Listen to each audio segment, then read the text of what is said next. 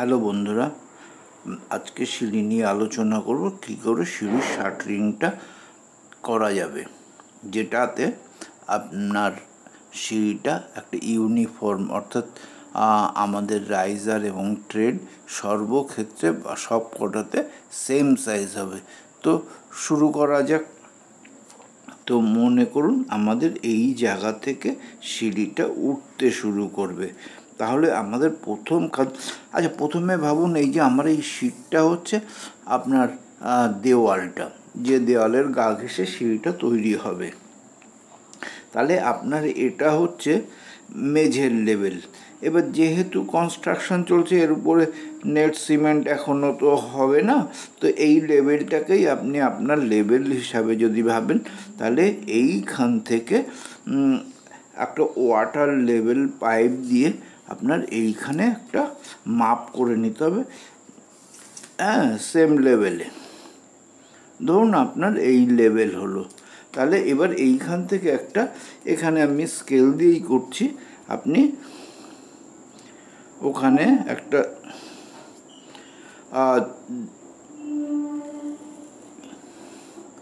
কোনোভাবে আপনি মার্কিং করে নিলে যে আপনার এই এই পিএল বা প্লিন্থ বা মেঝের লেভেলটা এই বরাবর যাচ্ছে। তাহলে আপনার পরে কাজটা করতে সুবিধা হবে। তো এবার কি করতে হবে, তো আমরা জানি যে আমাদের এই যে এই হাইটটাকে আমরা হচ্ছে রাইজার বলি, আর এইটাকে হচ্ছে ট্রেড বলি।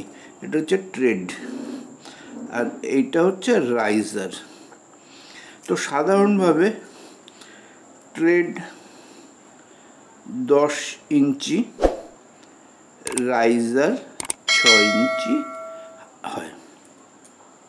তাহলে আমাদের সিঁড়িতে যদি আমাদের বাড়িটা 10 ফুট হাইট আমি কল্পনা করি, তাহলে আমাদের কতগুলি রাইজার লাগবে দেখুন, 1 2 3 4 5 6 7 8 9, এই একটা 10টা রাইজার। তার মানে আমি হচ্ছে বিল্ডিং এই 6 ইঞ্চি করে হলো 10টা হচ্ছে 5 ফুট চলে এলাম। তাহলে এই 5 ফুট আসার পর আবার ঠিক উল্টো দিকে উপরে উঠে যাব আরও 5 ফুট, তার মানে আমরা একদম ছাদে পৌঁছে যাব। তো এবার আমাদের বেশিরভাগ ক্ষেত্রেই সমস্যা হয় যে আমাদের শাটারিং মানে আমাদের ঢালাইয়ের জন্য যে কাঠটা, এই নিচের অংশটাকে হচ্ছে কাঠের অংশ ভাবলে, এবার এইটা কত ডিগ্রি হবে, এটা কত ডিগ্রি হবে।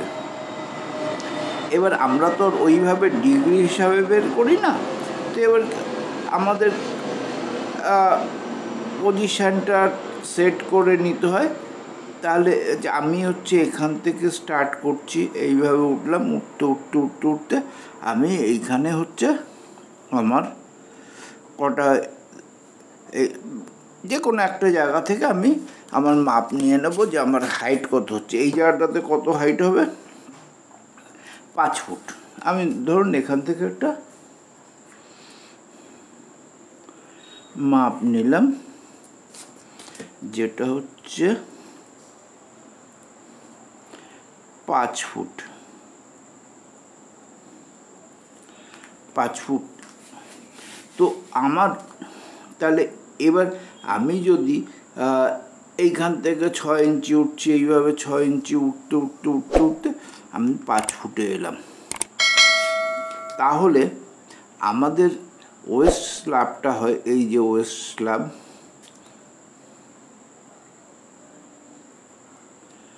স্ল্যাবটা হয় হচ্ছে সাধারণভাবে 5 ইঞ্চি।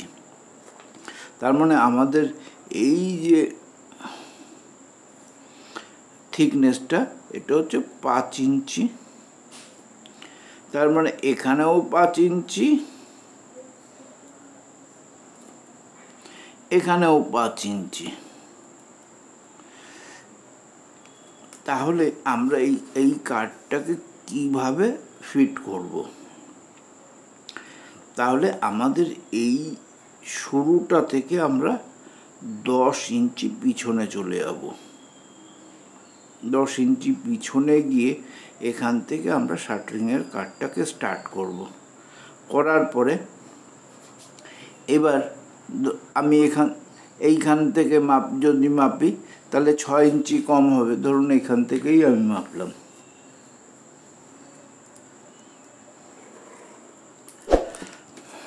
তাহলে এখানে হবে 4 ফুট 6 ইঞ্চি। আবার তাহলে এই 4 ফুট 6 ইঞ্চি থেকে আমি এই জায়গাটা হলো 4 ফুট 6 ইঞ্চি। তাহলে আমি এখান থেকে কি করব, একটা 5 ইঞ্চি একটু ব্যাকা করে 5 ইঞ্চি একটা মার্কিং করব, বা আপনি কম্পাস দিয়েও করতে পারেন, বা একটা ধরুন পেন্সিলটা মেপে নিলেন, ধরুন এটা হচ্ছে 5 ইঞ্চি, এই যে এইভাবে এইখান থেকে 5 ইঞ্চি। তো আপনি এইভাবে যদি এটা ঘোরান তাহলে একটা জায়গা পেয়ে যাবেন যেখানে হচ্ছে ভাবলেন সেইখানে আপনি একটা মার্কিং করলেন। ধরুন ওইভাবে মার্কিং করে এই জায়গাটা হলো, তার মানে কাঠের একটা জায়গায় এই পয়েন্টে থাকতে হবে। ঠিক ওইভাবে এখান থেকে 6 ইঞ্চি উঁচুতে আছে, এবার এই 6 ইঞ্চির জায়গা থেকে ঠিক ওইভাবেই একটা 5 ইঞ্চি মাপ নিয়ে নিলেন। তাহলে আপনি দুটো পজিশন পেয়ে গেলেন, তখন আপনার এই শার্টরিংয়ের লাইনটা পেয়ে গেলেন। তার মানে আপনার সিঁড়িটা সঠিক হতে বাধ্য।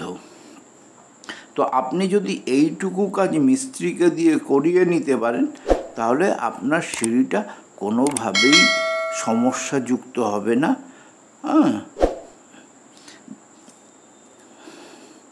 তো আর একবার বলছি যে আমাদের এই জায়গাটা হচ্ছে, আপনি ফার্স্ট রাইজার প্রথম ধাপটা উঠলেন, ধাপটা উঠে এখানে একটা মাপ নিতে হবে, এবং মাঝে যে কোনো একটা জায়গায় আপনি কটা ওঠার পরে মাপটা নিচ্ছেন সেটা একটু নোট করে নিতে হবে।